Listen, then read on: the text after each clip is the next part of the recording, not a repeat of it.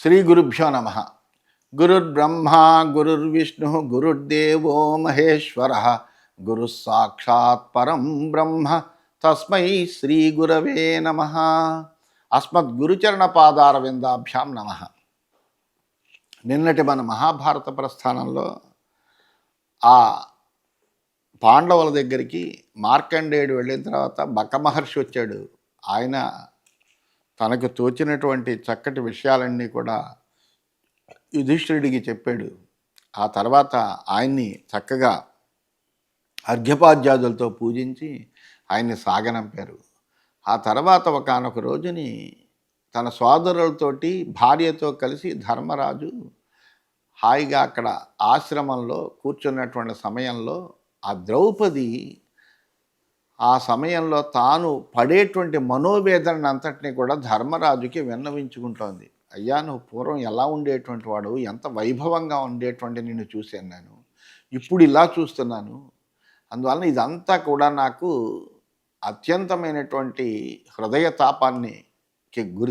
తాపం కలిగిస్తోందయ్యా, ఇది సహించలేకపోతున్నాను నేను అంటూ ఆమె ధర్మరాజుతోటి మాట్లాడుతోంది. ఇంకా అదుఃఖాన్ మనుష్యేంద్రాన్నోపసామ్యతి మే మనః భీమసేనమియం చాపి దుఃఖితం వనవాసినం ఝాయతః కిం న మన్యుస్తే ప్రాప్తే కాలే వివర్ధతే భీమసేనం హి కర్మాణి స్వయం కుర్వాణమచ్యుతం సుఖార్హం దుఃఖితం దృష్ట్వా కస్మాన్ మన్యుర్న వర్ధతే.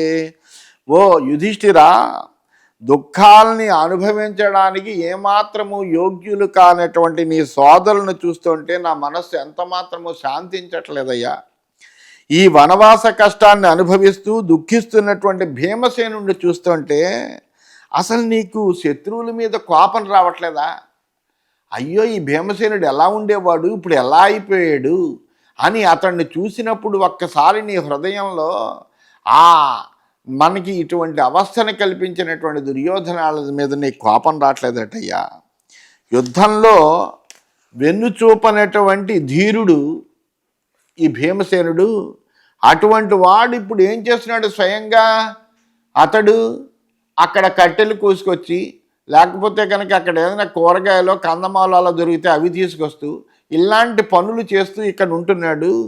అందువలన ఎంతో సుఖభోగాలు అనుభవించేటువంటి వాడు రక్తచందనాన్ని శరీరానికి పూసుకుని బ్రహ్మాండమైనటువంటి రథం మీద వెళ్ళేటువంటి మహాయోధుడైనటువంటి ఆ భీమసేనుడు ఇంత దుఃఖం అనుభవిస్తున్నాడే, అతన్ని చూస్తుంటే నీకు క్రోధం ఎందుకు కలగట్లేదయ్యా? సత్కృతం వివిధైర్యానై వస్త్రైరుచ్చావుచైస్తథా తం తే వనగతం దృష్ట్వా కస్మాన్మన్యున్న వర్ధతే. అనేకములైనటువంటి వాహనాల చేత, ఉన్నతములైనటువంటి పట్టు వస్త్రాల చేత సత్కారాలు పొందినటువంటి భీమసేనుడు వనంలో కష్టాలు అనుభవిస్తున్నాడయ్యా. అతన్ని చూసి నీ మనసులో కోపం ఎందుకు రావట్లేదో నాకు అర్థం అవట్లేదు. అయం కురున్రణే సర్వాన్ హంతుముత్సహతే ప్రభు త్వత్ప్రతిజ్ఞాం ప్రతీక్షంస్తు సహతేయం వృకోదర. ఈ శక్తిశాలి అయినటువంటి భీమసేనుడు యుద్ధంలో కౌరవులందరినీ కూడా చంపడానికి సిద్ధపడుతున్నాడు. కేవలం నువ్వు అనుజ్ఞ ఇవ్వాలి, భీమసేన నువ్వు వెళ్ళు, నీ ప్రతాపం చూపించు అంటే చాలు. ఆ భీమసేనుడు అక్కడ ఉండేటువంటి కౌరవులందరినీ కూడా నాశనం చేయగలిగినటువంటి బలపరాక్రమాలు కలిగినటువంటి వాడయ్యా. కానీ నీ ప్రతిజ్ఞ కోసమని నిరీక్షిస్తూ శత్రువుల యొక్క అపరాధాలన్నీ కూడా సహిస్తూ ఉన్నాడయ్యా. యో అర్జునేనార్జునస్తుల్య ద్విబాహుర్బహుబాహునా శరావమర్దే శీఘ్రత్వాత్ కాలాంతకయమోపమః యస్య శస్త్రప్రతాపేన ప్రణతాః సర్వపార్థివాః యజ్ఞే తవ మహారాజా బ్రాహ్మణానుపతస్థిరే తమిమం పురుషవ్యాఘ్రం పూజితం దేవదానవైః ధ్యాయంతమర్జునం దృష్ట్వా కస్మాద్రాజన్న కుప్యసి. అంతేకాదయ్యా, నీ సోదరుడు అర్జునుడు ఉన్నాడు. ఇతడు ఎటువంటి వాడంటే 2 బాహువులు కలిగినటువంటి వాడే, కానీ 1000 బాహువులు కలిగినటువంటి కార్తవీర్యార్జునుడితో సమానమైనటువంటి వాడు. అందువల్ల అర్జునేన అర్జునస్తుల్య అంటారు. ఆ అర్జునేన అంటే కార్తవీర్యార్జునుడితోటి సమానమైనటువంటి పరాక్రమం కలిగినటువంటి వాడు ఎవడయ్యా అంటే ఈ అర్జునుడే. అందువలన అటువంటి వాడు బాణాలతో హింసించడంలో ఆయన వేగము ఎవ్వరికీ రాదు. అందువలన ఎటువంటి వాడంటే యుద్ధంలో కాలాంతక యములతోటి పోలినటువంటి వాడు, అంత భయంకరమైనటువంటి యుద్ధం చేయగలిగినటువంటి వాడు. అతని యొక్క శస్త్రాల ప్రతాపం చేత రాజులందరూ కూడా శిరస్సు వంచారయ్యా. వాళ్ళందరూ కూడా నీ యజ్ఞంలో బ్రాహ్మణుల్ని సేవించడానికి వచ్చారు. అటువంటి పురుష సింహుడైనటువంటి వాడు, దేవదానవులచే పూజింపబడినటువంటి అర్జునుడు ఈ వనవాసంలో ఇలా ఉంటువంటి అర్జునుడు చూసి నీకు శత్రువుల మీద కోపం ఎందుకు కలగట్లేదయ్యా ఇంకా? దృష్ట్వా వనగతం పార్థం మధుకార్హం సుఖోజితం నచతే వర్ధతే మన్యుతేన ముహ్యామి భారత. దుఃఖించడానికి ఎంత మాత్రము యోగ్యముడు కానటువంటి అర్జునుడు వనంలో కష్టాలు పడుతున్నాడయ్యా. అతన్ని చూసి కూడా నీకు కోపం రావటం లేదు. అది చూస్తే నాకు బాధ కలుగుతుంది. యో దేవాంశ్చ మనుష్యాంశ్చ సర్పాంశ్చైకరథో అజయత్ తం తే వనగతం దృష్ట్వా కస్మాన్మన్యుర్న వర్ధతే. ఒకే ఒక్క రథంతో దేవతలను, మనుష్యులను, నాగుల్ని కూడా జయించాడు. అంత పరాక్రమం కలిగినటువంటి వాడు అర్జునుడు. అటువంటి అర్జునుడు వనవాసం చూస్తూ ఉంటే నీకు కోపం రావట్లేదు. అది నాకు చాలా ఆశ్చర్యంగా ఉందయ్యా. యో యానైరద్భుతాకారై హయైర్నాగైశ్చ సంవృత ప్రసహ్య విత్తాన్యాదత్త పార్థివేభ్య పరంతప క్షిపత్యేకేన వేగేన పంచబాణశతాని యః తం తే వనగతం దృష్ట్వా కస్మాన్మన్యుర్న వర్ధతే. పరాజితులైనటువంటి రాజులందరి దగ్గర నుంచి కూడా అనేకములైనటువంటి సంపదలన్నీ కప్పాలుగా తీసుకొచ్చాడయ్యా. అద్భుతమైనటువంటి ఆకారం కలిగిన గుర్రాలు, ఏనుగులు, సంపదలు తీసుకుని వచ్చాడు. అవన్నీ కూడా నీ పాదాల మీద పోసాడు.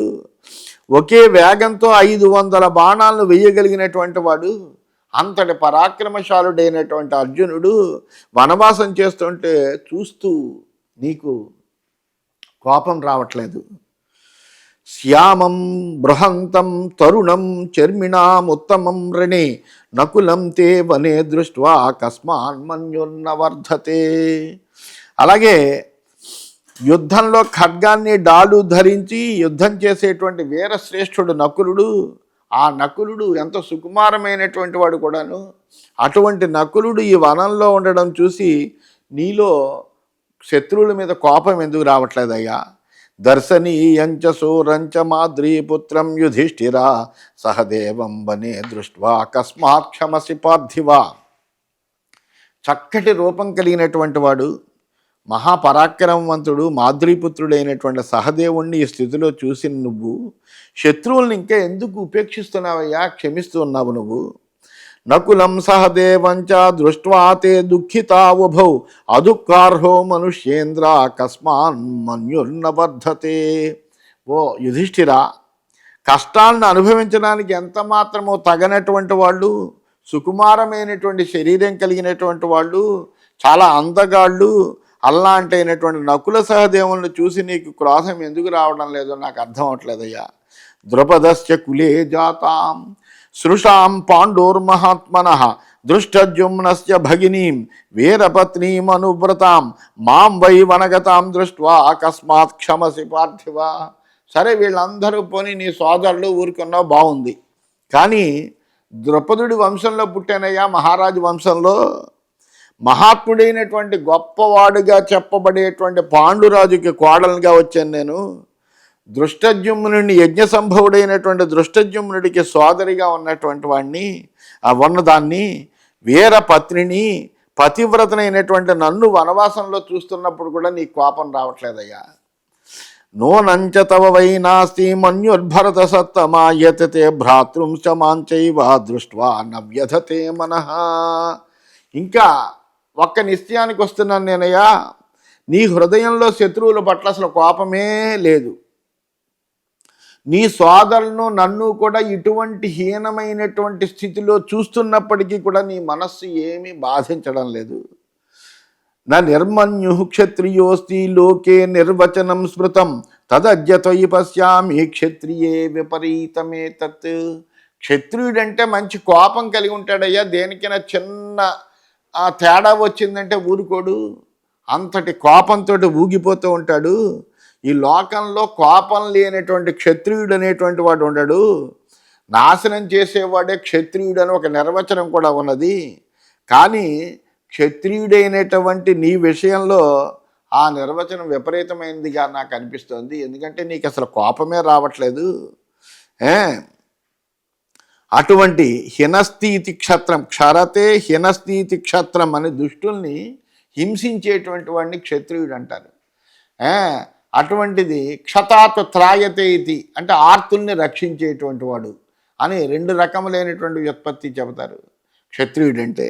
అటువంటి ఆ క్షత్రియుడి యొక్క వ్యుత్పత్తి నీ పట్ల విపరీతమవుతోందయ్యా. ఎందుకంటే నువ్వు అసలు నీకు క్రోధమే రావట్లేదు. యో న దర్శయతే తేజ క్షత్రియ కాలాగతే సర్వభూతాని తం పార్థ సదా పరిభవంత్యుత. ఓ పృథునందన, సమయం వచ్చినప్పుడు పరాక్రమాన్ని చూపకుండా ఉన్నటువంటి వాని పట్ల అన్ని ప్రాణులు కూడా తిరస్కారాన్ని చూపెడతాయ్యా.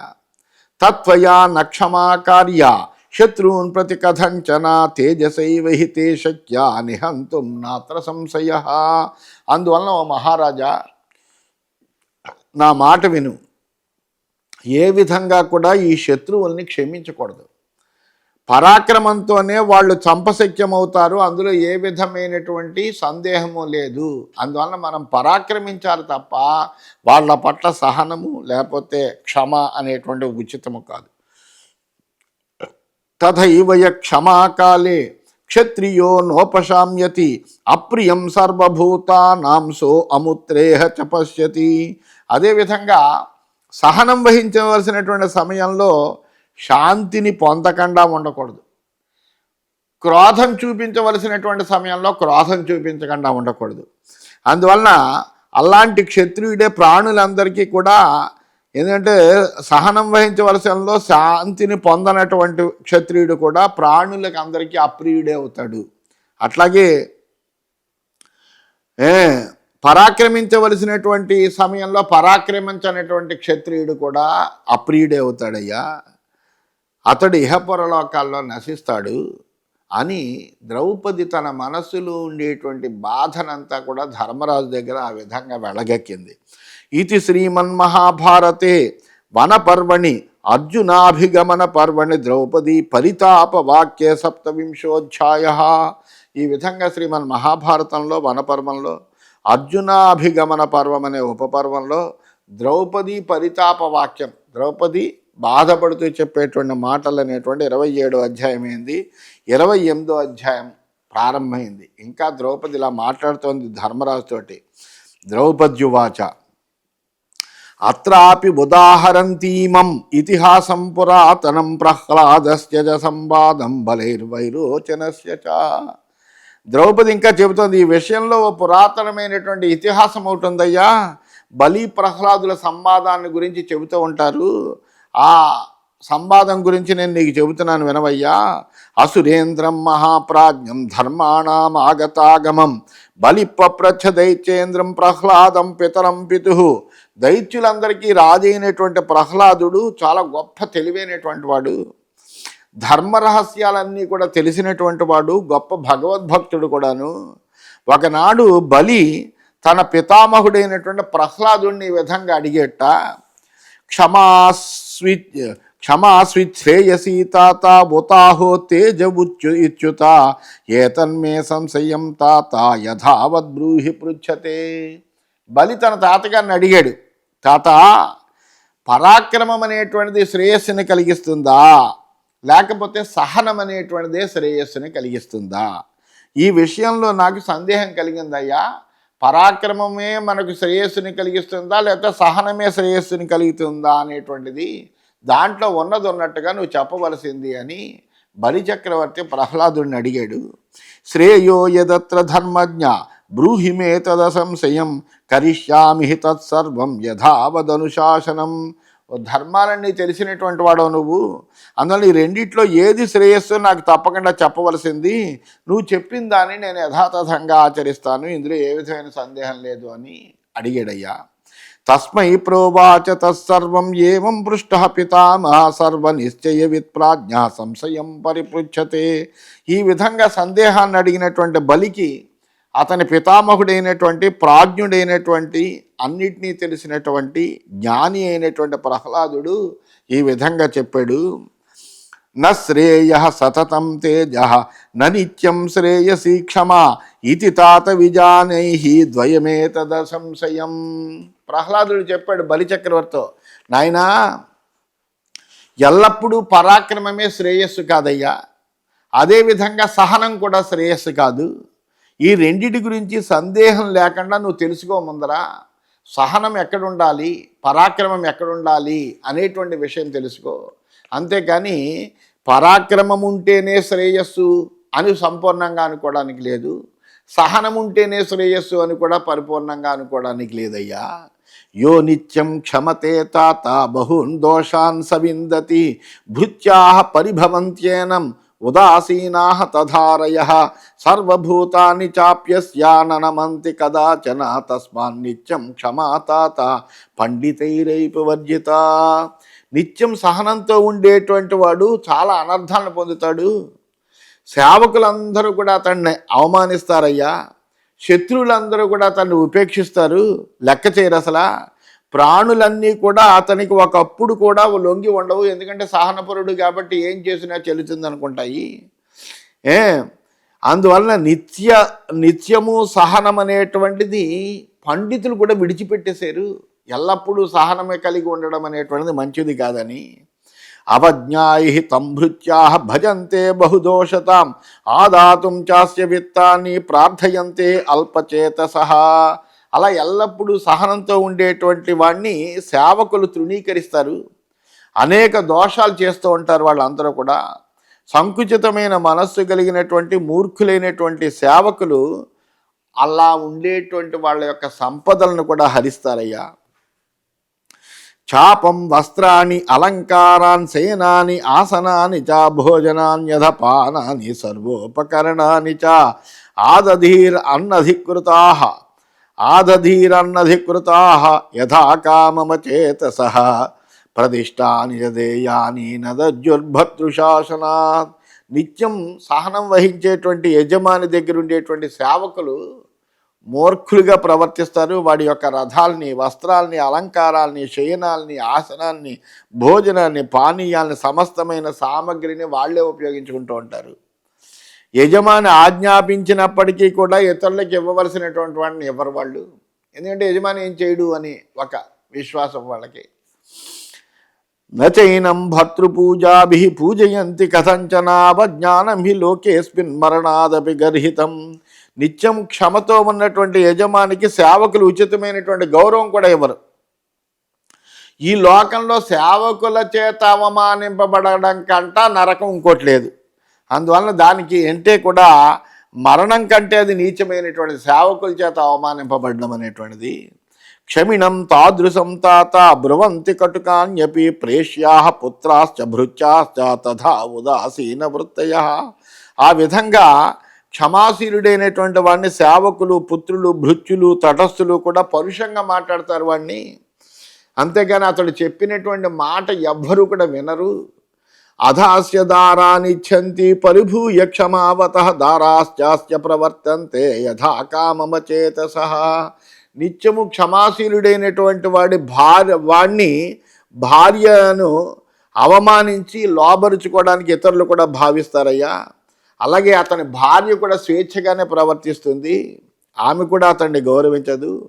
తథాచ నిత్యముదిత యది నాల్పమపీశ్వర దండమర్హంతి దుష్యంతి దుష్టాశ్చాప్యపకుర్వతే.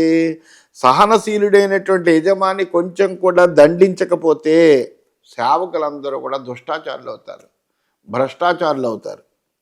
అలా దుష్టులైనటువంటి వాళ్ళు యజమానికి అపకారమే చేస్తారు తప్ప ఉపకారం ఎప్పటికీ చేయరు. ఏ తే చాన్యే చ బహవః నిత్యం దోషాక్షమావతాం అధవైరోచనే దోషాన్ని మాన్ విద్య క్షమావతాం. ఇవ్వయ్యా, నిత్యము సహనంతో ఉంటే కనుక కలిగేటువంటి దోషాలు ఇవి. అందువలన ఎల్లప్పుడూ సహనంగా ఉండడం అనేటువంటిది మంచిది కాదనేటువంటి విషయమే తెలుస్తోంది. అయితే క్షమ లేకుండా కేవలం పరాక్రమం వలన కలిగేటువంటివి ఏమిటి అది కూడా చెప్తాను వినవయ్యా. సహనం లేనటువంటి వాడికి కలిగేటువంటి దోషాలు కూడా చెబుతాను విను. అవి కూడా దాన్ని బట్టి ఆలోచన చేసుకో నువ్వు. అస్థానే యది వాస్థానే సతతం రజసావృత క్రుద్ధో దండాన్ ప్రణయతి వివిధాన్ స్వేన తేజస. నిత్యం రజోగుణంతో కోపంగా ఉంటారు. ఆ కోపంగా ఉండేటువంటి వాళ్ళు ఎప్పుడు యోగ్యాయోగ్యాలు విచారించకుండా తన పరాక్రమంతో అందరినీ అనేక విధాలుగా దండిస్తూ ఉంటారు వాళ్ళు. మిత్రై సహ విరోధంచ ప్రాపృతే తేజసావృత ఆప్నోతి ద్వేష్యతాం చైవ లోకాత్ స్వజనతస్తథా. ఆ క్రోధ స్వభావం కలిగినటువంటి వాడు స్నేహితులతో విరోధిస్తాడు, స్వజనులందరి చేత ద్వేషింపబడతాడు. సోవమానాత్ అర్ధహానిం ఉపాలంభమనాదరం సంతాప ద్వేషమోహాంశ్చ లభతే నరః. ఆ క్రోధ స్వభావం కలిగినటువంటి వాడు ఏం చేస్తాడంటే ఇతరుల్ని అవమానించడం వల్ల ధనాన్ని కోల్పోతాడు. నిందలను, తిరస్కారాన్ని, సంతాపాన్ని, ద్వేషాన్ని, మోహాన్ని, శత్రువుల్ని పొందగలుగుతాడు. వాడికి మిత్రులు అనేటువంటి వాళ్ళు ఉండరు. క్రోధాద్ దండాన్ మనుష్యేషు వివిధాన్ పురుషో అనయాద్ భ్రస్యతే శీఘ్రమైశ్వర్యాత్ ప్రాణేభ్య స్వజనాదపి. క్రోధవసుడైనటువంటి వాడు తన కోపం వల్ల అన్యాయంగా ఇతరులను అనేక విధాలుగా దండిస్తూ ఉంటాడు. అందువలన అతడు తొందరగా ఐశ్వర్యభ్రష్టుడవుతాడు, తన వాళ్ళ నుండి దూరం అవుతాడు, చివరికి ప్రాణాలు కూడా కోల్పోతాడు. యో అపకర్తృంశ్చ హర్తృంశ్చ తేజసేవోపగచ్చతి తస్మాద్ ఉద్విజతే లోక సర్పాత్ వేష్మగతాదివా. ఒక ఇంటిలో దూరినటువంటి సర్పం ఏం చేస్తుందంటే ఉపకారం చేసినటువంటి వాడిని, అపకారం చేసిన వాడిని ఒకలాగే చూస్తుంది. ఎందుకంటే దానికి ఉపకారము అపకారం అనే భేదం ఉండదు. అక్కడ ఉండే ఎవడు పక్కకు వచ్చినా వాడిని కాటేయాలనే చూస్తుంది అది. అలాగా ఒకే విధంగా కోపంగా మాట్లాడేయడం వల్ల లోకులందరూ కూడా ఉద్విగ్నత పొందుతారు. ఆ సర్పం వల్ల ఎట్లాగైతే జనాలు ఉద్విగ్నత పొందుతారో అలా వాడంటే అందరూ భయపడుతూ ఉంటారు. యస్మాద్ ఉద్విజతే లోక కథం తస్య భవో భవేత్ అంతరం తస్య దృష్ట్వైవ లోకే వికురుతే ధ్రువం. లోకులందరి యొక్క ఉద్వేగం కలిగించేటువంటి వాడికి ఐశ్వర్యం ఎలా చేకూరుతుందయ్యా? విభవం అనేటువంటిది ఉండదు. అతనిలో ఏదో ఒక లోపాన్ని చూసి లోకులు కూడా అతనికి చెడునే చేస్తారు తప్ప మంచి చెయ్యరు. తస్మాన్నాత్యుత్సృజేత్ తేజః నచ నిత్యం మృదుర్భవేత్ కాలే కాలే తు సంప్రాప్తే మృదు తీక్ష్ణోపి వా భవేత్. అందువలన కోపాన్ని పూర్తిగా విడిచిపెట్టకూడదు, అలాగే నిత్యము మృదు సహనాన్ని ఆశ్రయించకూడదు. జాగ్రత్తగా విచారణ చేసుకోవాలి. ఆయా సమయాలు వచ్చినప్పుడు మృదువుగా ఉండవలసిన చోట మృదువుగా ఉండాలి, క్రోధంగా ఉండవలసిన చోట క్రోధంగా ఉండాలి. ఆ రెండిటినీ కూడా వాటి వాటి కాలవశాన్ని బట్టి మనము దాన్ని ప్రయోగించాలి. అంతేకాని ఎల్లప్పుడూ సహనంతో ఉండడం కానీ, ఎల్లప్పుడూ పరాక్రమము క్రోధంతో ఉండడం కానీ ఏది కూడా శ్రేయస్సుని కలిగించదయ్యా. కాలే మృదుర్యో భవతి కాలే భవతి దారుణ సవై సుఖమవాప్నోతి లోకే అముష్మిన్నివహైవచ. తగిన సమయంలో సహనం కలిగినటువంటి వాడు, తగిన సమయంలో కఠినంగా కోపంగా ఉండేటువంటి వాడు అతడే ఇహపరలోకాల్లో సుఖాన్ని పొందుతాడయ్యా అని ఆయన ఆ విషయాలన్నీ కూడా ఆ ప్రహ్లాదుడు తన మనవడైనటువంటి బలికి చెబుతున్నాడు. అందుకనే దిలీప మహారాజును వర్ణిస్తూ కాళిదాసు కూడా అదృశ్యశ్చాభిగమ్యశ్చ యాదోరత్రైరివార్ణవ అని చెబుతాడు. అంటే రాజు అయినటువంటి వాడు ఎలా ఉండాలంటే అదృశ్యుడిలా ఉండాలి, అలాగే అభిగమ్యుడిలా ఉండాలి. అంటే అవసరం వస్తే అతని దగ్గరికి నేరుగా వెళ్ళగలిగేటువంటి చనువు ఉండాలి. అలాగే అతనికి క్రోధం వస్తే కనుక అతని దగ్గరికి వెళ్ళడానికి కూడా భయపడేటట్టుగా కూడా ఉండాలి. అలాగా ఎలాగంటే యాదోరత్నైరివార్ణవ అన్నాడు. సముద్రము ఏ విధంగా అయితే జలచరముల చేత భయంకరంగాను రత్నముల తేట పొందదగిన దానిగాను ఉంటుందో అట్లాగా సముద్ర గంభీరంగా ఉండాలి అని. అలాగే ఈయన కూడా అదే చెప్తున్నాడు. కాలే కాలే, ఆ కాలాన్ని బట్టి మృదువుగా ఉండవలసిన చోట మృదువుగా ఉండాలి, క్రోధం చూపించవలసిన చోట క్రోధాన్ని చూపించాలయ్యా. లేకపోతే కనుక వాడు ఇహపరలోకాల్లో సుఖాన్ని పొందలేడు. అలా ఉండగలిగినటువంటి వాడు ఎవడైతే వాడు ఇహపరలోకాల్లో సుఖాన్ని పొందుతాడు. క్షమాకాలాంశు వక్ష్యామి శృణుమే విస్తరేణ తాన్ ఏతే నిత్యం అసంచాద్య యథాప్రాహుర్ మనీషిణ. అలాగే మహనీయులు చెప్పినట్టుగా ఎప్పుడు సహనాన్ని కోల్పోకూడని, అంటే ఏ ఏ సమయంలో సహనాన్ని కోల్పోకూడదో అటువంటి సమయాలను గురించి కూడా నేను చెబుతానయ్యా అని ఇంకా ఆ ఆ ప్రహ్లాదుడు బలిచక్రవర్తికి ఇంకా నేను చెబుతానంటున్నాడు. ఆ విషయాలన్నీ కూడా రేపటి భాగంలో తెలుసుకుందామని తెలియజేస్తూ స్వస్తి.